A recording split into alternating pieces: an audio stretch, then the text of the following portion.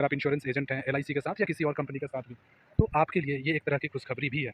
आप देख सकते हैं थंबनेल में लिखा हुआ है कि अब एलआईसी एजेंट की नौकरी हो सकती है सरकारी। जी हाँ, बिल्कुल, अगर आप एलआईसी में एजेंट हैं और आप ये समझते हैं कि आप तो नॉर्मल एजेंट ही हैं, तो आपकी ये सोच गलत है। आपकी जो एलआईसी एजेंट की नौकरी है, वो सरकारी हो सकती है एलआईसी में।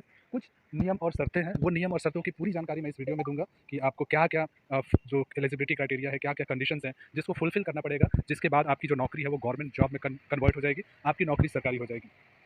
सिर्फ इसमें कंडीशन कुछ होते हैं, तो इन सभी एजेंट्स जो भी एलआईसी एजेंट है या इंश्योरेंस एजेंट है जिनकी एजेंसी को 4 या उससे अधिक 4 या 5 साल हो चुके हैं, उन सभी के लिए बहुत ही सुनहरा मौका है कि वो अपनी नॉर्मल सी दिखने वाली एलआईसी एजेंट की जॉब को गवर्नमेंट जॉब में तब्दील कर सके। तो सभी के लिए ये एक तरह से गुड न्यूज़ है।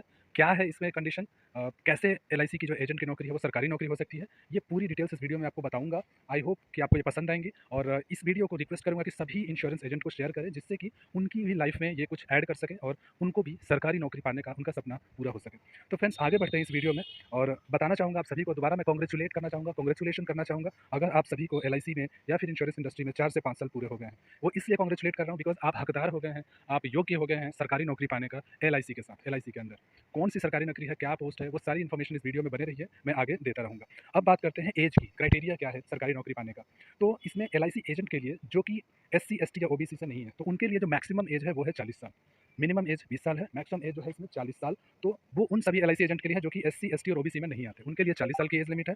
दूसरी एज लिमिट है उन एलआईसी एजेंट के लिए जो कि ओबीसी में आते हैं, नॉन क्रीमी लेयर में। तो नॉन क्रीमी लेयर में आते हैं और आप ओबीसी में हैं, तो आपके लिए जो मैक्सिमम एज लिमिट है वो है 43 साल, यानी आप 43 साल तक के हैं तो आप अप्लाई कर सकते हैं सरकारी नौकरी के लिए, अगर आप एजेंट है तो। तीसरा कंडीशन है कि अगर आप एलआईसी एजेंट हैं और एससी, एसटी में आते हैं, तो आपको 45 साल तक का मैक्सिमम एज लिमिट है, यानी 45 साल की एज तक आप इसमें अप्लाई कर सकते हैं। तो आई होप कि एज की कंडीशन आपको समझ आ गई होगी।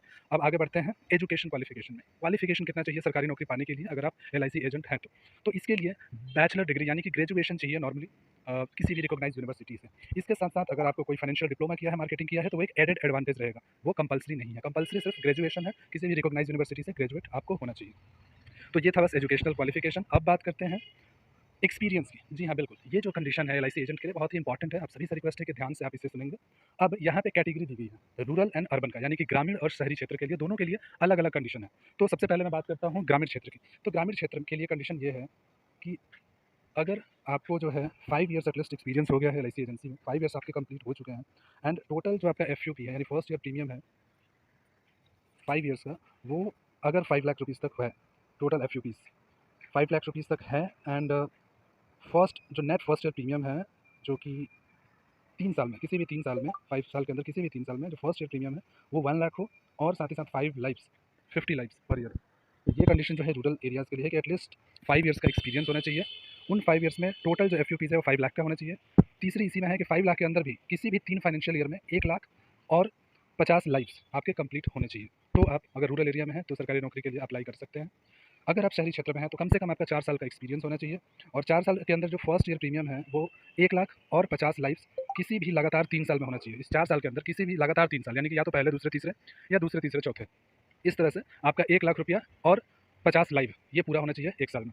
लगातार 3 साल 4 साल के अंदर, यानी 4 साल का टोटल एक्सपीरियंस होना चाहिए और लगातार 3 साल में, जैसे मैंने बताया, पहला, दूसरा, तीसरा साल या दूसरा, तीसरा, चौथे साल में आपका ये कंडीशन मेट होना चाहिए, तो आप एलिजिबल है, योग्य है अप्लाई करने का सरकारी नौकरी के लिए। आई होप आपको समझ आ गया होगा, नहीं भी आया होगा तो आप कमेंट्स में पूछ सकते हैं, मैं इस चीज़ को क्लियर कर दूँगा।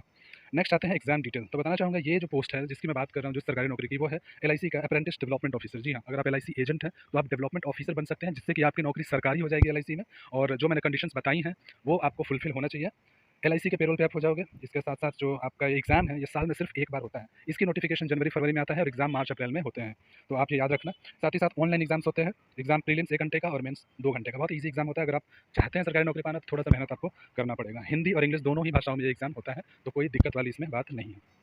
बात करें सैलरी की, तो इसमें जो सैलरी है इनिशियली 21,865 होता है और ट्रेनिंग कंप्लीट होने के बाद 55,000 रुपये तक का सैलरी होता है। सैलरी के अलावा इसमें बहुत सारे बेनिफिट मिलते हैं, जिसमें कि डीए होता है 40%, हाउस रेंट अलाउंस होता है, सिटी कंपनसेटरी बोनस होता है, ये सारी चीज़ें मिलती हैं, प्लस इंसेंटिव भी होता है। तो सैलरी सिर्फ आपकी 55,000 तक रहेंगी, बट आप महीने के 2-3 लाख रुपये तक भी कमा सकते हैं। एडिशनल बेनिफिट में जैसे कि आप देख सकते हैं, लीव ट्रैवल कंसेशन होता है, स्पेशल अलाउंस है, ग्रेजुइटी है, बहुत सारी चीज़ें हैं जो आप ये देख सकते हैं, 10 आपको बेनिफिट एडिशनल दी जाती हैं। तो ये रहे स्पेशल बेनिफिट। अगर मैं बात करूँ प्रमोशंस की, तो यहाँ पे प्रमोशन भी है। जैसे ही आप एलआईसी एजेंट से अप्रेंटिस डेवलपमेंट ऑफिसर बनते हैं, तो उसके बाद नेक्स्ट जो प्रमोशन होता है वो होता है प्रोबेशनरी डेवलपमेंट ऑफिसर, फिर उसके बाद डेवलपमेंट ऑफिसर, फिर असिस्टेंट ब्रांच मैनेजर, फिर ब्रांच मैनेजर।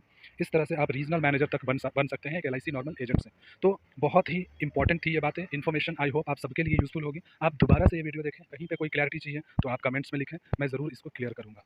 आई होप कि आपको वीडियो पसंद आई होंगी। इस वीडियो को ज़रूर ज़्यादा से ज़्यादा लोगों को शेयर करें और मेरे इस यूट्यूब चैनल को ज़रूर सब्सक्राइब करें।